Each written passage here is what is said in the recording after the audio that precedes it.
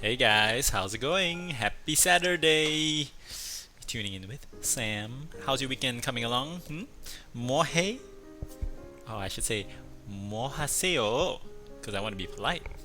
It's good to have manners. Okay, so how is your weekend coming along? Having a good one? So let's hop to it. So I figured today we can do a little bit of revision with our Korean. Now, because up until now, I know it's been little catchphrases here and there, a little bit fragmented. So I thought I'd simulate something of a conversation, to kind of put things in perspective. Okay, so let's go. Capchida. Alright, so this is the one I said earlier. So I'll read it through once,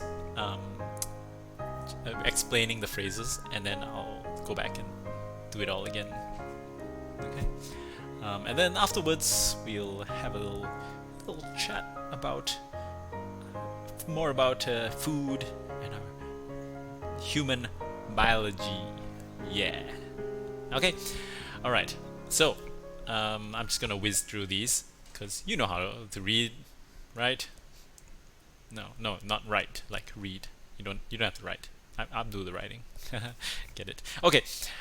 So 뭐 하세요? 밥 먹겠어? 배고파요. 뭐 먹을까요? 갑시다. Okay, let's go through that again. Okay, so 뭐 하세요? Is what's up? That's what the cool kids say, Hey, how's it going? Like, in most languages, there is the more formal, how are you? Like, ¿cómo estás? Or, ¿cómo estás? Like in Spanish, how are you? And then there is the more casual, hey, what's up? Like, ¿qué tal? That's what it is in Spanish. Yeah, what's up? So this is the what's up of Korean. 뭐 하세요? How you doing? Okay, and then we go on to 밥 먹겠어? Our very first lesson. Have you eaten? Okay, so clearly this person hasn't eaten. 아니요. 배고파요 means I'm hungry. Okay, so 뭐 먹을까요? What are we gonna eat? Okay, and let's go. 갑시다. Okay. All right. Yeah, this is a little meme I made up. Oops, it's a bit big. Yeah, don't worry. No nudity. Yeah, it's just if you guys remember, I was talking about the Titanic that day. Yeah, and then my friend's parent and Alicia, they made this cute little meme. I guess it's because they saw one of their little doggos. I think that is Apollo. Yeah, they saw Apollo lying there, being all cutesy, and they were like, "Yeah, draw me like one of your French dogs, rough."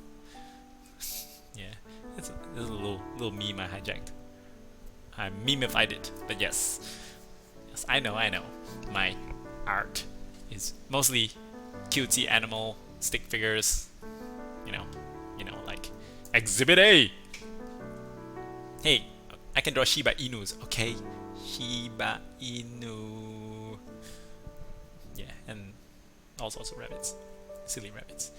Okay, bit of humor. Okay, so let's move on to our learning today. Right. So, did you know that they did a study? Alright? A study, as they do. It's a psychological study. Okay, this is what they found. So the study was done in the UK on why people post things to social media. Okay, and they found that people who always post themselves, in the gym working out, have psychological problems. Oh, I feel attacked. Ugh. I mean, sure, I can console myself and say that I don't post selfies of myself working out every day. I just post a couple of fitness, like workout videos, but like you know, not all the time. Yeah, self-consolation. Feel good. But hey, come on. If you're the type that, you know, likes to post a selfie, you know, for a bit of validation, you know, hey, I'm cool with that. Right? Post away. If you want to post every day, give us daily updates, you know, please go ahead. And if you happen to be good looking, you know, yeah, then the more the merrier. Yes. Okay, but so down to the psychological problem. So they obviously say, as you would expect, these people who post gym selfies all the time suffer from a bit of narcissism. Well, how about this? I would say to you, especially if you're a psychologist, that you could classify everybody into some form of psychological problem or profile, right? Everyone's got some psychological problem. Yeah. What are you, a narcissist? What are you, bipolar? What are you? I mean, those are the serious ones, you know, the schizophrenia and stuff. But you know, even the more mild ones, you know, self-image issues, low self-esteem, inferiority complex. Yeah, I can't even say that right. Inferiority complex. You know, things like that. That all has an effect, right? And then, you know, let's not even get into the you know, the Jung and the Freudian stuff. You know, all those pent up, you know, inner sexual urges or whatever. You know, I mean, yes, no, Freud wasn't always just talking about sex. He's just saying that, you know, a lot of things stem from relationships. Like Adler says, you know, it's all about interpersonal relationships. Okay, but back to this stuff. Okay, so yeah, I don't know. Do you feel personally attacked? You know, that look, don't let these idiots stop you from posting your selfies. Look, you know, you might say these days with social media, it's even worse than before. You know, last time when you watch ads or you read magazines, they always have these like beautiful people. You know, maybe slightly airbrushed, slightly photoshopped, just slightly. You know, the lighting is perfect. Yeah, they've got a nice background, good bokeh. You know, and yeah, they, you know, they're pretty, they're handsome, and they've got great looking physiques, right? And so, obviously, while we can appreciate the beauty before us, it also does, you know, knocks us down a little bit with our self-image issues, right? And then, you know, of course, you get, you know, you get people complaining and be like, oh, this is like unachievable. Yeah, which, yeah, whatever. But that said, so when you invest time into doing something like working on your body, maybe you don't see results immediately, right? Because these things take time, and so you need that little extra motivation, that push, right? So motivation is what gets you started, but you gotta you know, make it a routine. You gotta make it a discipline, a lifestyle, you know. And obviously seeing results helps you, gives you positive feedback. You're like, oh yes, I'm looking better, all right? And so I think that's what the selfies, you know, tie into partially. But on the other side, yes, attention seeking, yes, you know, that's what this is getting at. You know, they want some sort of validation, they want a lot of likes, you know, right? So it's even more powerful now with social media, right? Because, you know, like just going on Instagram, you can see all these, you know, Instagrammers, these like beautiful people just posing, right? And you think to yourself, damn, you know, could I ever be like that? Right? So and some of these guys are, you know, not even that far away. They're like friends, you know, acquaintances, right? Because it's, you know, Instagram. So it hits even closer to home. They're like, oh, that guy, but that guy eats like ramen and Maggi noodles every day. How the hell, you know, things like that. You know, it kind of messes with your head a little bit. So, you know, even more psychological problems. So you got, regardless, the psychologists have you pegged. You have some problem anyway. So if you like posting your gym photos and you're seeing results, dude, by all means, just keep posting. See, you know, you gotta check yourself out every now and then. That's okay. It's okay to be a little narcissistic. Okay, that's all right. Yeah, we put a negative spin on it, but then again, everyone's like, self-love. Ooh, so self-love is good, but narcissism is self-love. But that's bad. Self-love, narcissism. Self-love, narcissism.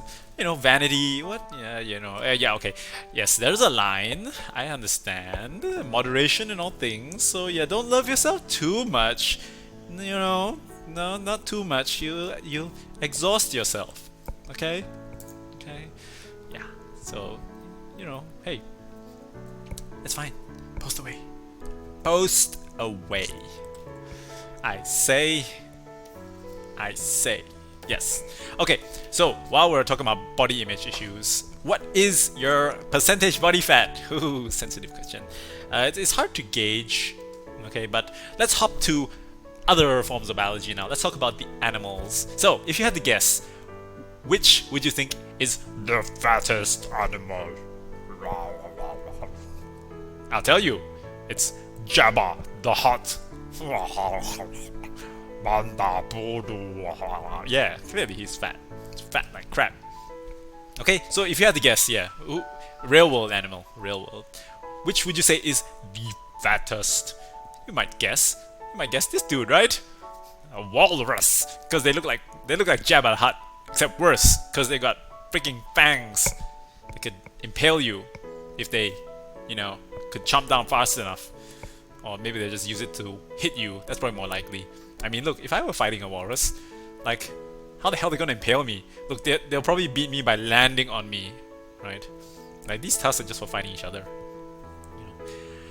Okay, so yes, you might guess it's the walrus, but you would be wrong. They are not the fattest animal. Yeah, that's right. You got me all wrong, dude. I don't know why I sound like a surfer, dude. I should probably sound more like I sound like this. Yeah, hi, I'm a walrus. But yes, no, walrus are not the fattest. Also, it depends how you measure the fattest. But if we're talking about animals, usually you would go by blubber, right? Because that's where all the fat stores are. So walruses are only 18% blubber, 18% fat. Okay, and actually quite a lot of muscle, 44% muscle. Okay, so the fattest in the animal kingdom by body fat, blubber, is this dude, of course, because they're freaking big, right? The blue whale. Okay, Balenoptera musculus. It has the most fat. It has 35% body fat. Okay, so your 10, 12%, 16% is looking pretty good. Okay, and 35%, that's a percentage, right? Do you know how much these guys weigh? Like, they weigh up to 180 tons. So that is a crap load of fat, right? 1/3 of their body is fat. 1/3 of 180 tons. That's 60 tons of fat per adult blue whale. Isn't that crazy? Yep. Okay. So, yeah, definitely. So, if you'll notice, a lot of these guys are aquatic, right? Because the fats play more than just energy storage, right? They play other roles. They help them with buoyancy, defense, insulation, right? Because it's cold out there, right? So they need a bit of blubber, and plus, you know, being in the water helps because, right? They're not as subject to gravity, right? You know, like with humans, definitely your legs, your knees, your ankles, they take a lot of extra weight, right? Because you know, the fat is usually not evenly distributed, if you catch my drift. Okay, but with like walruses and especially whales, you know, all of these big fish, they just stay in the sea all the time, in the water, so they can have lots and lots of blubber. Okay, I'm sure it takes a long time, you know, and they're not particularly fast animals, so yeah, and it helps them float. There you go. So it's like, okay, so yeah, no, walruses are not as fat as you might think, and yeah, generally blubber, you know, is a pretty good thing. Who else is fat? Who else might you guess? Oh, hippos. Yeah, hippos are pretty fat. How much are they? I don't know. Some hippos. Hippos actually don't have that much fat. Yeah, hippos are more thick-skinned. That's right. Now, like if you just want to talk about the percentages, actually, one very surprising candidate. Look at him. Blow it steam. Yeah, one of the highest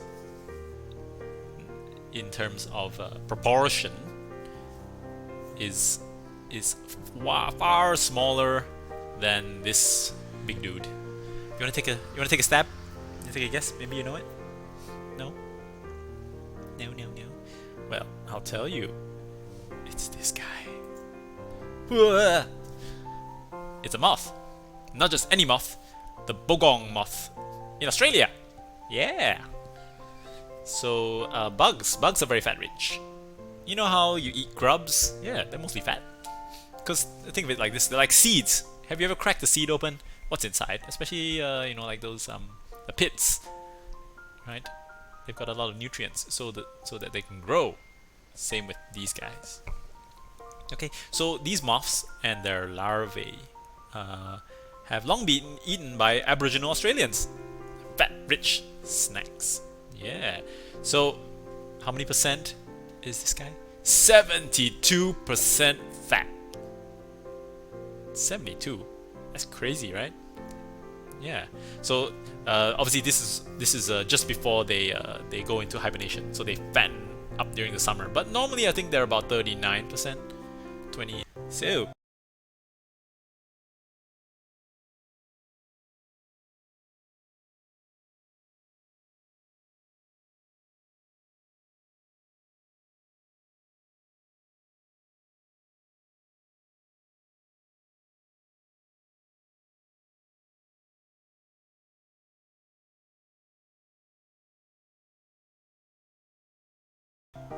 there you go. Survival of the fattest. Right. Okay. I don't think these guys have been eaten into extinction yet. Okay. But let me know. Have you ever had one of these? Had one of those lovely grubs? Oh, I tried one of them in Sabah, in KK. Yeah. Ooh. But it was an interesting experience. Let's just say. Let's just put it that way. Very gooey, pasty. Would I eat it again? Probably not. Okay, so tell me. The question: if you could be a food, what food would you be? If you could be represented as an item of food, if you could be reincarnated into one of these. Okay, so it doesn't have to be cooked. It can be anything. This is just a sample. Here, here's some more. Look at that. Cute little 8-bit icons. Reminds me of like Zelda. Okay. Emojis. So let me know, what food would you be? Maybe a reason or two. Yeah, you know. Why? I don't know. I'm thinking I would probably be a cucumber. Yeah. So I can look like Pickle Rick. Yeah. I'm a pickle. Pickle Rick. Yeah, you know, Rick and Morty. Yeah, there's an episode where Rick turns himself into a pickle to avoid going to see the therapist. Cause he ain't got no psychological problems. Silly. Yeah. Couldn't get me to therapist. Yeah, but no, not a pickle. It's too salty. Cucumber, because cucumbers are good for you. Yeah. Maybe I do them wraps. No, that's not okay. So yeah, maybe a cucumber. I don't know. Or yeah, because you know, hydration and nutrients galore. Yes, mainly that reason. Let's not think too much further into that. Yeah, I don't know. I've heard people want to be like fruit and vegetable. One friend said she wants to be a durian. Yes, I'll let you guess why. Okay, maybe you want. I heard someone else say they want to be an onion. Yeah, because they got layers. No, not because they make people cry. Just because they really like Shrek. Right? They got layers. Nah, it's because they got different flavors and maturity. Right? You can be caramelized to be sweet, or you can be pungent, spicy. You know, have you ever had a raw onion? Yeah. Anyway, I'm putting ideas in your head. Go on. Let me know. What food would you be? I'll give you the weekend to think about it. Okay, and that is all from me. I hope you learned something new today. Okay, that's me, Sam, out. Have a good weekend. Toodles.